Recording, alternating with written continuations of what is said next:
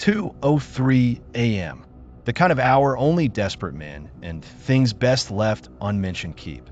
My phone blinked out along a stretch of nowhere, leaving me with a neon corpse of a sign. Motel. No name, no promises, just the dead hum of half-lit letters melting into the night. The lobby had the charm of a forgotten police evidence locker. Old grime, older shadows, and a key rack like something scavenged from a bus station in hell. I found my voice just to prove I still had one. Hello. She appeared, no fanfare. The woman running the desk was all angles. Bones, grim lines, hair cinched tight enough to throttle a bad memory. Her eyes flicked past me. If fear had a flavor, she'd tasted it often. Didn't ask for money. Didn't offer a smile. Just a key. Room 11. You get sleep, she said. Ice is out there.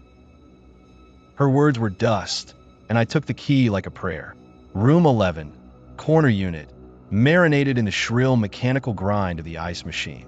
I dropped my bag, belly flopped on bleach-sculpted sheets, and tried willing myself unconscious. Didn't work. The ice machine sounded like it was chewing gravel at a funeral. Even when you close your eyes, the noise gets inside you, between your bones, in the places cold shouldn't reach. Minutes passed like hours. The ice machine clattered, churned, dumped its cubes with manic urgency. Someone, or something, had to be feeding it requests. Against reason, I stepped outside. No cars, no living things. The machine lurched and spat ice, untouched. Sweat ran icy down my back. Back inside, the walls vibrated, blueprint for a panic attack. The racket oozed through the stuffing of the mattress and into my veins. And then, not alone, footsteps, wet, deliberate like bare soles dragging something heavy across concrete. They paused a hair's breadth beyond the door. A long, bending shadow bled across the crack of my feet. The shape didn't belong to anything good.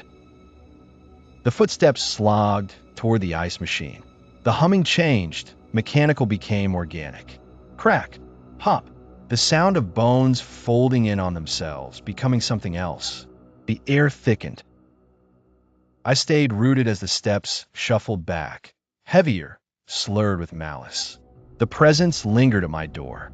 No knock, just the slow, patient scrape of something sharp, circling the lock in a ritual that made my teeth ache. Then a whisper, too soft, but it burned anyway. Out of ice. The scraping persisted, working its path against the wood.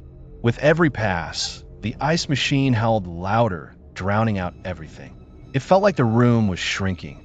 I curled around my heartbeat and waited for dawn.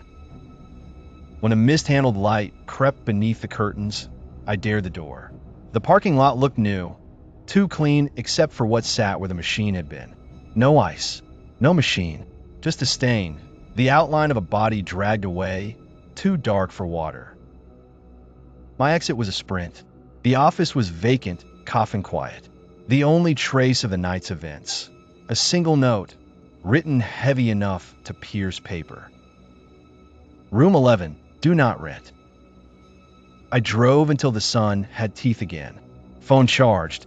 I searched for the motel. It didn't exist. No records, no recent listings. All my panic yielded, a lone forum post. If the ice machine doesn't stop, don't open your door.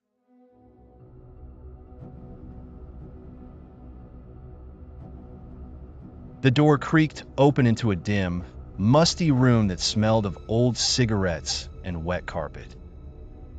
A single bed sagged in the middle, the faded floral coverlet barely hiding stains. My exhaustion outweighed any concern, so I kicked off my shoes, leaving my bag by the door, and laid down fully clothed.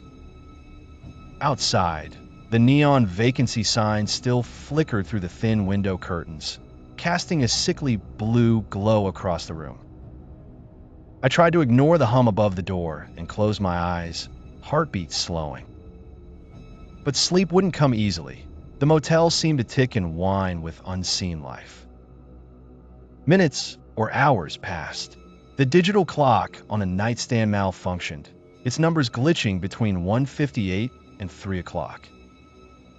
The wind picked up, rattling the window. I rolled over, shivering. It felt colder than it should. I tried to brush it off, thinking about how I'd check out early and finish the drive with fresh coffee. Then, 3 knocks at the door. They weren't loud, but precise. Tick, tick, tick. I jerked upright, groggy and unsure I'd heard it all. Again, tick, tick, tick. I looked through the peephole, but the bulb above was out. Darkness blanketed the lot. Only the shifting blue of the neon sign gave any clue I wasn't alone. Silence. But then, as I pressed my ear closer, a voice, low and strangled, drifted through the door. "You shouldn't be here after dark." I stumbled back, pulse racing. I considered calling the office, but remembered the clerk's warning. Before sunrise. My mind raced. Was this prank or something else? I checked my phone. No signal. A cold draft swept through the room.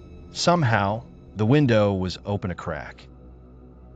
I shut it tight, but as I turned, I caught a glimpse in the reflection, a shadow lingering just outside.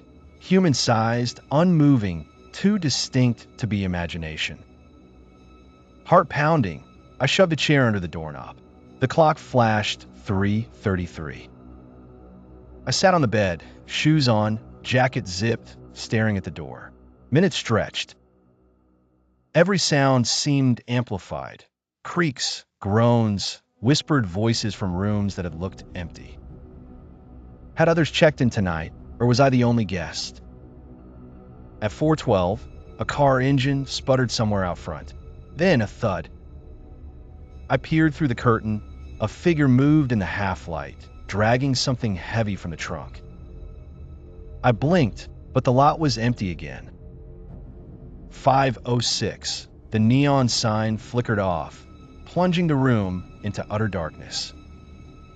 I clutched my phone, willing it to buzz. Instead, silence. Then, the TV clicked on by itself. Static. Under the hiss, faint voices, like a recording played backward. I scrambled to unplug it, heart hammering. Something or someone was trying to get my attention or drive me mad until sunrise, just as the clerk warned. The emptiness of the highway beyond felt miles and miles away now. My escape was the rising sun. I watched for any change in the light, praying for dawn.